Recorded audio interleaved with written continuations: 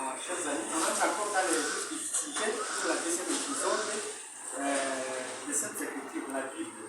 On entre dans le livre de Apocalypse. Apocalypse chapitre 13, 15e au 18e verset. Là, quand vous lisez silencieusement, vous allez constater que là, l'apôtre Jean, le disciple bien-aimé Jean, qui aurait écrit le livre de l'Apocalypse, il nous a présenté deux bêtes dans les derniers jours.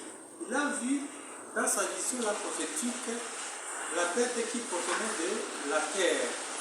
Et la deuxième bête, ça provenait de la mer. Et cela, c'est significatif. Quand nous lisons les Saintes Écritures, dans la partie prophétique, chaque illustration a sa propre connotation, signification prophétique.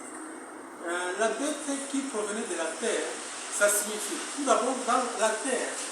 Elle signifie l'endroit où c'est peu peuplé, presque inhabité.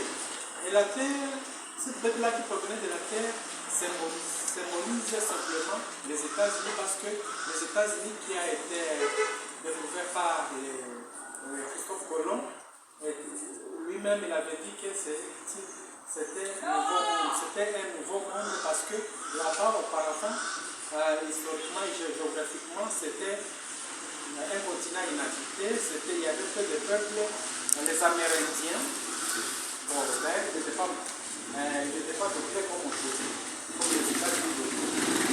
Maintenant, la bête encore qui était, la deuxième bête qui provenait de la mer, prophétiquement signifie l'endroit où c'est peuplé, c'est beau, c'est habité par beaucoup de personnes. Et là, à l'époque, c'était l'Europe occidentale. C'était un continent où il y avait beaucoup de gens à cette époque-là de Christophe Colomb. Maintenant, qu'est-ce que les deux bêtes allaient faire? La bête-là qui provenait de la terre, elle a été considérée comme une grande puissance. Et ce sont les États-Unis, actuellement ce sont les États-Unis d'Amérique. Et cette bête-là, qui avait la tête, et sur sa tête il y avait des cornes semblables à celles d'un agneau. Donc c'est-à-dire, les États-Unis les symbolisaient comme une bête ayant des cornes semblables à celles d'un agneau. Ça signifie prophétiquement que les États-Unis étaient une grande nation qui est dans sa constitution dirigée par les républicains et les démocrates, et qui était une grande nation qui acceptait ou qui recevait une nation hospitalière qui recevait le peuple de tous les coins du monde. Et actuellement, si vous allez aux États-Unis, toutes les personnes, toutes les races sont représentées là-bas, parce que les États-Unis sont constitués par les peuples immigrés. Alors, quand on a immigré vers les États-Unis, maintenant on a continué à développer cette grande nation jusqu'au point que ça soit une très grande puissance. Alors, cette puissance-là avait deux cornes semblables à celles d'un agneau, ce qui signifie avoir les deux cornes semblables à celles d'un agneau, ça signifie c'est la constitution, telle que je viens de le dire, elles sont représentées par les républicains et les démocrates. C'est ça les deux cornes. Maintenant, ils acceptent les gens dans leur constitution de recevoir tous les peuples du monde entier. Ils ont besoin de tous les peuples du monde entier, ils les accueillent.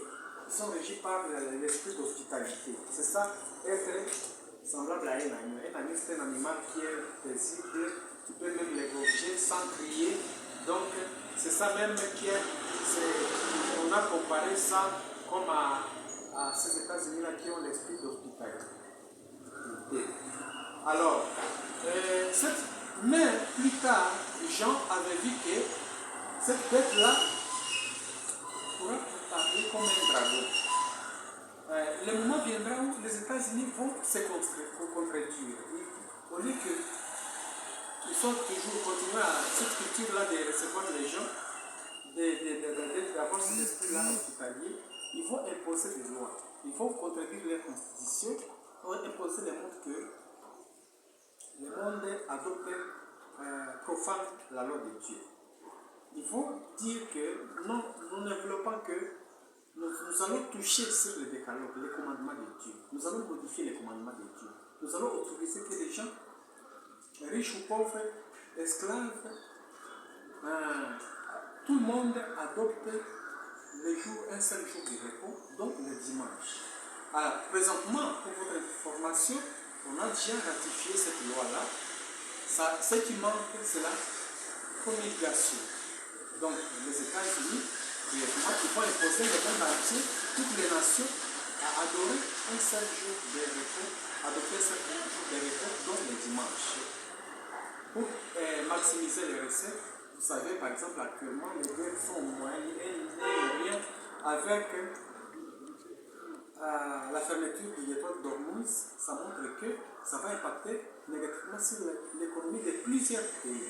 Alors, lorsque les États-Unis vont financer les différents projets des nations, et qu'ils vont dire qu'il fallait récupérer les économies perdues lors de la guerre, ils vont en venir, ils vont imposer leur autorité aux autres nations de pouvoir adopter un seul jour de repos pour ne pas avoir 3 jours de repos. Par exemple, il y a les musulmans qui se reposent le vendredi, il y a les adventistes qui se reposent le samedi, et enfin il y a le catholicisme qui se repose le dimanche.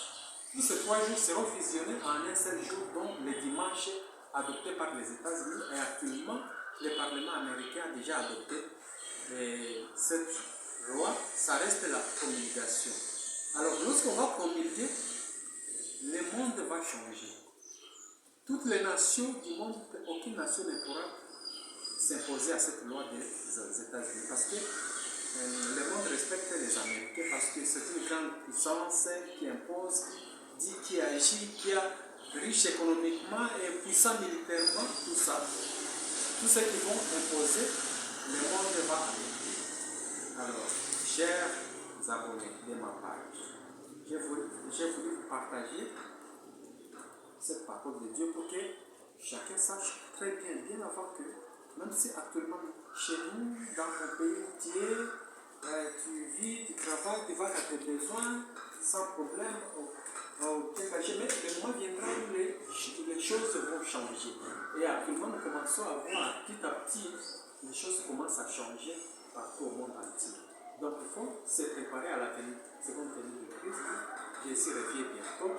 À la prochaine, je vais vous partager encore le 3e épisode de cet extrait pour vous montrer comment alors on va imposer les gens, et même imposer, donner même des décrets de mort pour que les gens, on les impose qu'il faut refuser radicalement, qu'ils soient poursuivis.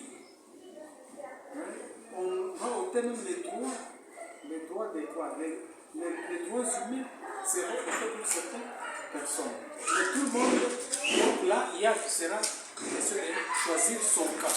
Le camp de Dieu, le camp de Satan. Et bien, on observe les commandements de Dieu, être poursuivi, être martyrisé.